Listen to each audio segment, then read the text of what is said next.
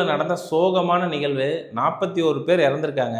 இந்த இறப்புக்கு நாங்கள் தான் பொறுப்பு அப்படின்னு சொல்லி இப்போ வரைக்கும் யாருமே பொறுப்பேற்றுக்கல.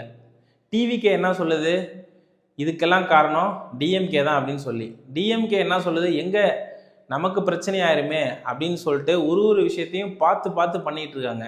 அப்படி இருக்க சூழ்நிலையில் தமிழ்நாட்டு இளைஞர்களை ஏற்கனவே கொந்தளிச்சு போயிருக்காங்க.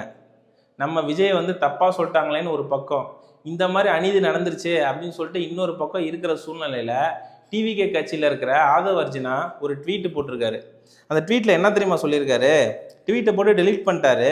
சாலையில் நடந்து சென்றால் தடியடி, சமூக வலைதளங்களில் கருத்து பதிவிட்டாலே கைது, இப்படி ஆளும் வர்க்கத்தின் அடிவருடிகளாக காவல்துறை மாறி போனால் மீட்சிக்கு இளைஞர்களின் புரட்சி தான் ஒரே வழி.